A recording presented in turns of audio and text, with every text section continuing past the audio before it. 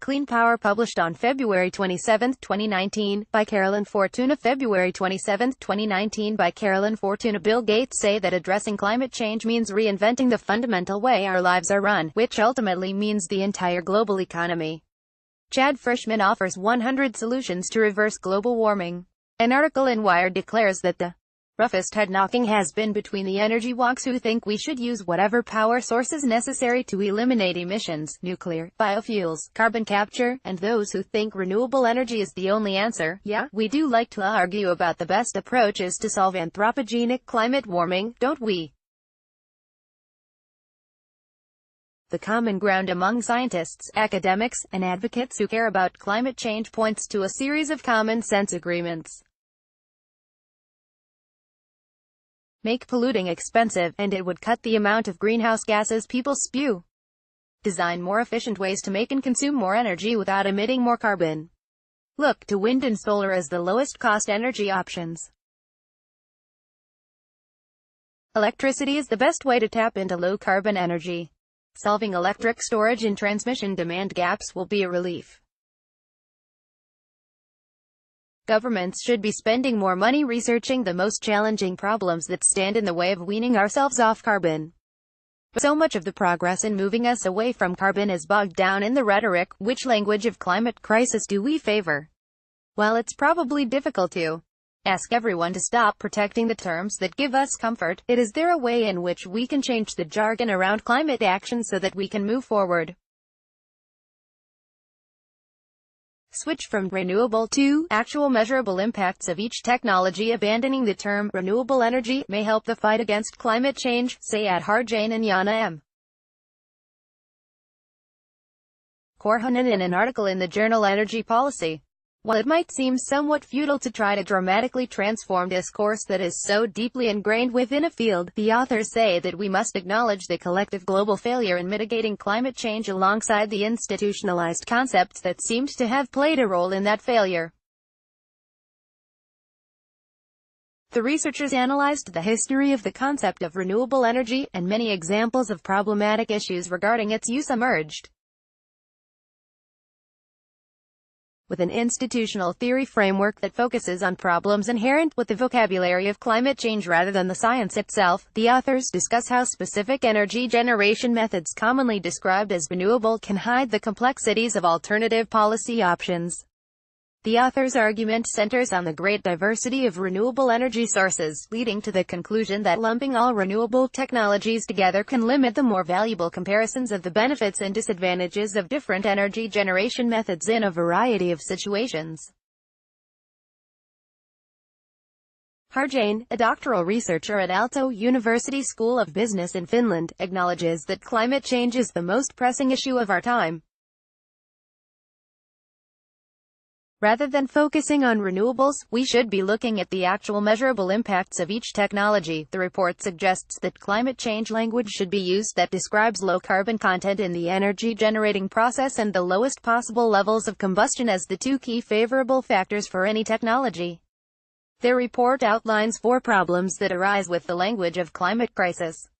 Renewable energy is often associated strongly with sustainability. Sustainable energy enables societal development that is largely, even if not entirely, decoupled from increasing environmental degradation for the foreseeable future. The energy sources labeled as renewable come with pros and cons that depend on their scale and their role in the energy system. The concept of renewable energy includes very different types of energy sources. The energy densities, practical siting requirements, and physical processes of different forms of renewable energy vary greatly. Conceptualizing certain forms of energy as renewable needs to lead to favorable policy outcomes. The effectiveness of policy in curbing carbon emissions and meeting the 3 dimensions of energy security, energy equity, and environmental sustainability must be consistent across reporting. Renewable energy has become ingrained in climate policy, but loose definitions may serve to do little more than improve public image or promote particular technologies. Climate policy is a complex, issue-based field. Renewable energy and its positive associations have permitted politicians and lobbyists to get away with what the authors term bait-and-switch schemes that may hinder emission reductions or even increase or cause other undesirable environmental impacts. The authors conclude that using renewable energy to frame carbon mitigation is an incoherent and misleading concept to use as a basis for policy development. They suggest that it would be best to conceptualize energy sources based on their carbon emissions and whether they are based on combustion or not. It's time for people to hear a different climate crisis message. Douglas Rushkoff, the media scholar and futurist, states in Medium that we've won a bit of the climate communications battle, as the rich and powerful now accept the reality of climate change and are actively betting on it happening. He outlines how futurists are being called upon by corporate clients to describe the coming global climate crisis in stirring detail, but the downside to such acceptance is that these global movers and shakers are so convinced we're losing the war that they fail to see that this single climate crisis scenario of devastation and chaos can be averted. Indeed, Rushkoff feels that this mentality is self-perpetuating. The more we invest in the inevitability of climate disaster, the more assuredly we bring it on and the more devastating a future we are creating for ourselves. He argues that, if we're going to get business on our side, after which government is sure to follow, it's time to describe the most likely future scenario to avert climate change, or, at the least, to mitigate its effects. Slow it down. Build more resilience. We have to show that the world is on board and ready to do and pay for what is necessary to keep the planet livable for the vast majority of species, he advises. Such an approach will take a new language of climate crisis.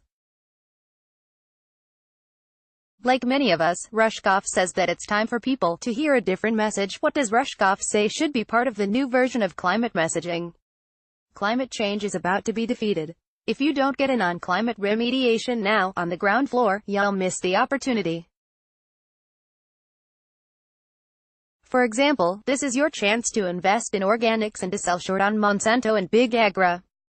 This is the time to go all in on solar, wind, and geothermal.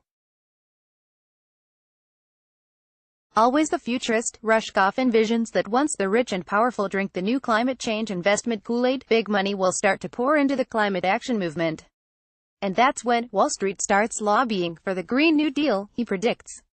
Net zero greenhouse emissions will not be a pipe dream, but a plausible, positive, attainable goal. Images copyright free from Pixabay.